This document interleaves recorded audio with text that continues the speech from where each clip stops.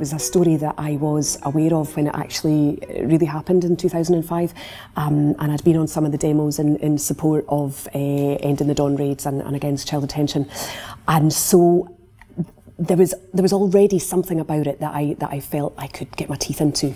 And the more we discussed it with the Scottish Refugee Council, they'd actually been thinking of the exact same story.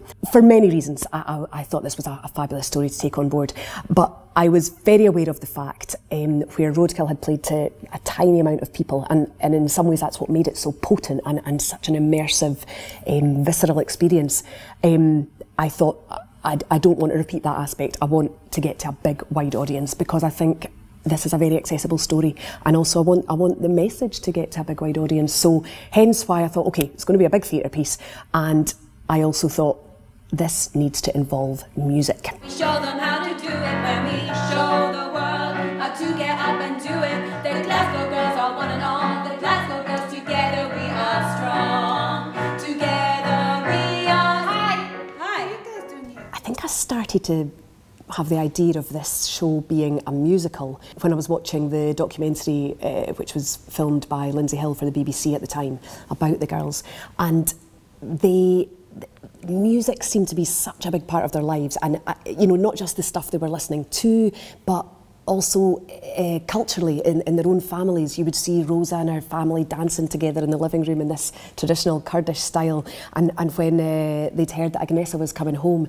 they were travelling down in the elevator and they're all banging rhythms on and singing against the elevator walls. It's just alive. And when Agnesa came home, they're all dancing in the living room, and you could see all their different cultural styles kind of weaving through, and they're a little bit urban and a little bit hip hop, then they're a little bit Somali and a little bit Kurdish and a little bit Roma, and it's just this gorgeous big mash of stuff. And so that's what we've worked very hard at achieving with the songwriters that I've chosen: MC Sumti, Patricia Panther, myself, John Keelty.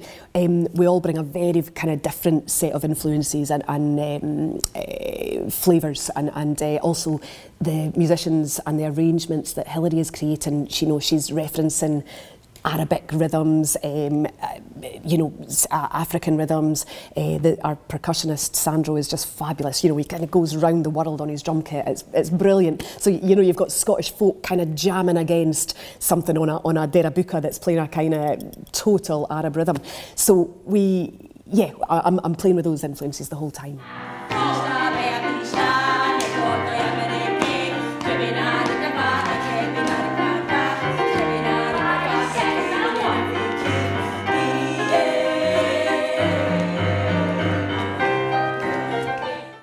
Kerry Michael of Stratford East and Theatre Royal Stratford East being one of the other main co-producers on this with NTS, he had come to see Roadkill, my previous production, at the Edinburgh Fringe in 2010.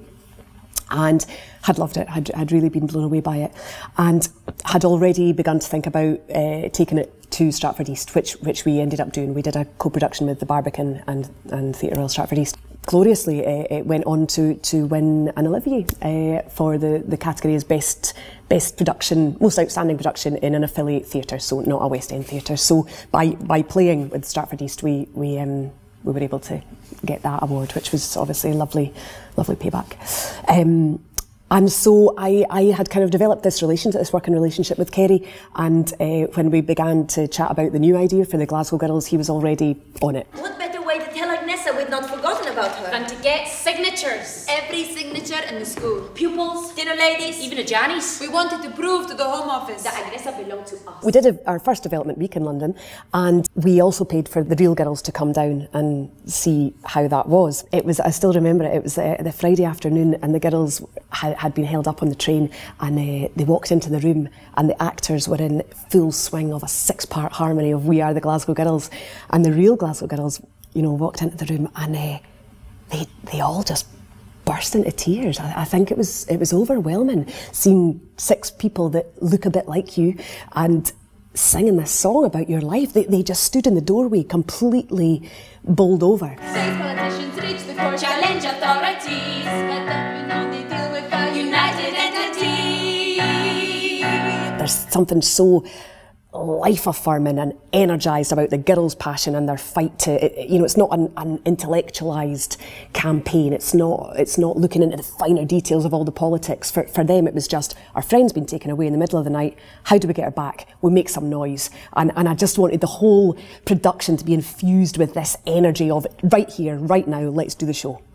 Let's get this campaign going. We are the Glasgow Girls. We show them how to do it when we show the world how to get up and do it. The Glasgow Girls are one and all. The Glasgow Girls, together we are strong.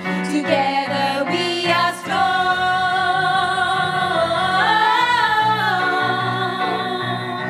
We are the Glasgow Girls. We show them how to do it when we show the world how to get up and do it. The Glasgow Girls are one and all. The Glasgow Girls, together we are strong. Together we are strong.